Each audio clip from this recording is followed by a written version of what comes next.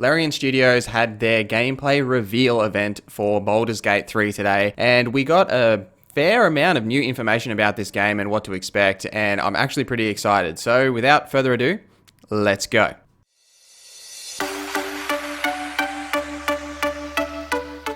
Sven, who is the founder of Larian Studios, took to the stage to give us a little intro and give us a bit of a caveat that Baldur's Gate 3 still has a lot of bugs, and he specifically mentioned that there is no save state that is currently functioning. So if he died, he would have to go back to the very beginning, which did actually happen during the demo.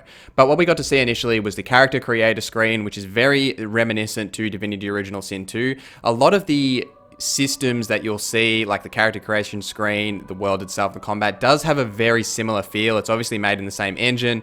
I don't know if it's using some of the same assets, but maybe they are, especially the crates. They look very similar. But the character creation screen and everything else in the game has that Dungeons and Dragons feel. Initially, it seems that we're not going to get all the races to start off with. He did mention that this game is coming out in early access, most likely by the end of 2020, and then a full release sometime down the track. In the early access, initially, we're going to get the human, elves, dwarves, and halflings races and all of their half races, tieflings, drow, and the Githyanki. They are adding more races and classes to the game as they get closer to launch. My want is the Dragonborn. I don't care about any other race. I need a Dragonborn now. The origin stories are back from Divinity Original Sin 2, so when you are selecting your character, you'll have the option to select a specific character with an origin story. The one that was demoed was Astarion, and he is a vampire half-elf. So because of this, his background and race and everything were chosen for him. They do have the option to listen to their origin story as well. We didn't get to see that in the footage, but that seems to have returned from Divinity Original Sin 2. It's really interesting to see that they're bringing this feature in, and these characters seem to be the vocal point of where a lot of the story will be completed or brought to the player. Even if you choose a custom character, you're still going to meet these characters in a similar way as Divinity Original Sin 2. There was also talk of multiplayer, where you can play multiple origin stories because you have multiple players. There is 4-player online play and 2-player local split screen. After that, we were brought into the game world. He mentioned that we skipped the tutorial because that's not ready for prime time as yet, but the game world itself looks fantastic. It has that same sort of feel as, I know I've said it a couple of times, but Divinity Original Sin 2. The game world itself, you can have that top-down view that we would expect, but it seems like you can actually bring the camera down pretty close to your character. We got to see a little bit of exploration in Sven and his character moving around.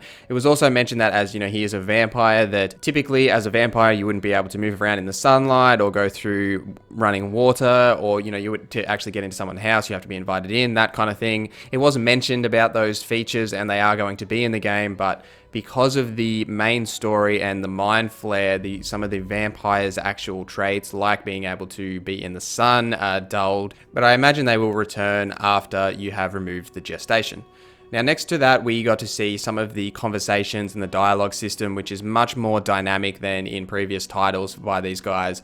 Sven showed off and talked about the conversation system. So you usually get all of your dialogue options. They're all returning, same things that we've seen before. There is many different options, as well as specific options for your character. So vampirism options, as a vampire, those kind of things. What's really interesting here is that these scenes are all motion captured, and you get to see that very clearly when later in the demo you meet a character called Gale, and you can see the detail in his movement and his dialogue, and it adds so much more character to this character in the game. It really draws you in. It's much more immersive than that top-down view where you're just really listening to the voice recording of the character from that top-down view. I really like this view where it's pulling you into the character. You get to see that motion capture. They're talking, their hands are moving. There's a lot of facial expressions. I really dig it. It doesn't seem like it's going to remove a lot of the variation in the dialogue either. As you can see in a lot of the footage, there is a lot of different options, and they all seem very different. And Sven did mention that they're not trying to limit what they're doing from the dialogue system. They've mocapped all of these different dialogue options and scenes and the way you can interact with characters. So I don't think it's going to limit it like in previous titles we've seen that have done a similar thing, but it looks really in depth, and that's kind of what you can expect from Larian Studios. They're very talented in making these really deep RPG experiences. And when you're talking about the world as well, you can stack items now, so you can make stairs to get on roofs and higher places. There's a lot more verticality in the game world. Combat itself is now obviously in the Dungeons and Dragons world, and that gives you more actions that you can do, like throwing items, jumping, dashing. It was shown that you can dip your bow in fire and shoot fire arrows. They're really focusing on trying to bring that freedom from a Dungeons and Dragons environment into the game world itself, and all these people have the skills that you can do. We see some of it in the combat as well, the jumping and the dashing and the dipping of the bows. It all kind of relates into the gameplay itself, outside and inside combat. It was also shown off that you can turn on a turn-based mode at any time, which is beneficial for things like sneaking and getting away from traps. We see a lot of footage later in the demo of Sven trying to get away from a trap, which is much more simpler in the turn-based mode, as you have time to react before the trap actually triggers. So he's triggered the trap. What happens is he can do his movement, move to a safe space, and then the trap gets its turn, and then you move again. So you kind of get that freedom in your control compared to having to do it all in free time. It just allows for a little bit more control in your character's movement and what's happening around you, as well as sneaking. And we'll touch on sneaking now as we're speaking about it. So in sneaking in Dungeons and Dragons universe, there is an obscurity around you. So if you're in the shadow, you might be lightly obscured, and what that means is that if you are found, then you have to pass a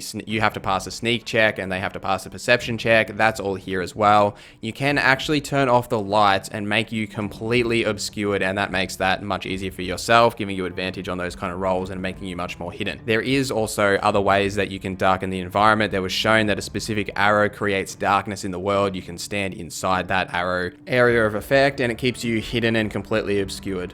One of the main things we haven't touched on yet is the combat, and we did get to see a fair amount of combat in this demo. So it has that same flavor that we have seen before from Larian Studios, but it obviously has that Dungeons and Dragons 5e edition feel over the top. So there are dice rolls and saving throws and spell slots and all the things you would expect from Dungeons and Dragons. When you hover over an enemy, you do actually see a percentage chance to hit. This isn't actually a percentage chance, it's just calculated based on your chance from their armor class and the dice rolls underneath. If you look at the combat log, you can see the actual dice rolls occurring, and when you get a natural 20, you will see an indicator on the screen, and that critical hit will happen. You can also critically miss, as you can do in Dungeons and Dragons as well, and they're really trying to have that Dungeons and Dragons feel. Sven mentioned as well that he was playing on the normal difficulty, which is like the straight out of the book edition. They're going to have an easier version. I imagine they'll have a harder version as well, so you can play around with the difficulty so that it's not too difficult. And we did see that this demo is very difficult. Sven died very early on the first combat encounter. He got absolutely destroyed. Second time around, he was a bit more tactical about his approach and was able to take it on with relative ease. And later on, one of his characters did die. He nearly killed another one. This game is not going to be easy unless you want it to, and I really think that's a good direction for the studio. I touched on it briefly before, but it's shown later in the demo with more depth, and when you engage with people in conversation or when you're exploring the world, there are checks. So your perception checks, your deception checks in dialogue, like you see when he talks to the guard at this locked door here, he passes the deception check and gets let in. And it's also worth mentioning that this isn't the only way to take on these encounters, in the same way that pretty much every Dungeons and Dragons experience is. It's a free world for you to do as you please. There are other ways to get in here, which was shown off, that you can knock down like a pillar and it will break a hole in the floor. That's another way to get in. I'm sure there are other ways. And there's also much to do when you explore. There are things that you can find out in the world. There was like a nature check where there was like a cache underneath a rock.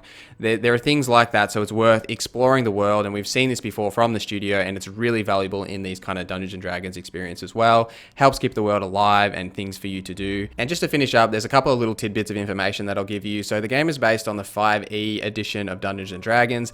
There isn't a black and white alignment system, like such as lawful evil, chaotic neutral, neutral, all that kind of stuff. It's not necessarily there and presented to you, but there is an alignment system in that if you have a follower who is of a good nature and you do a bunch of bad things, they will leave you. It's not presented to you in a way that you can see it like on your character sheet that says, oh, you're lawful evil or whatever. Characters have their own alignment, but it's not immediately presented to the player.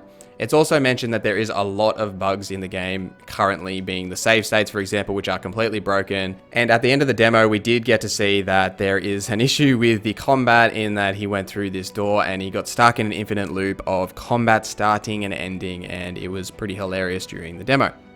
Anyway, though, that this game is very obviously in early access. There is a lot of bugs that they've got to deal with before they actually bring the game out into early access or full release. It was asked during the event when it would come out on early access, and Sven didn't want to give a specific date because of the bug issues that they currently have. And it was also asked about how much content there will be in the early access, and all he would really say is that there will be enough content to keep you busy, but they're not going to put the entire game into the early access because they want to have something for you to do at launch. But he did say there will be enough to keep you engaged for that time, and he wasn't really going to give any specifics around content or time frames for the game and that kind of thing. Overall though, we got to see a lot of cool stuff in this 1.5 hour demo, and there is a lot of other footage from content creators that has come out where they've actually got to play the game themselves and giving their opinions.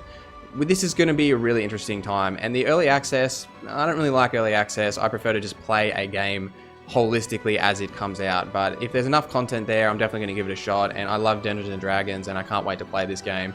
Anyway guys, that's all from me today. My name is NorZZa, and have a great day.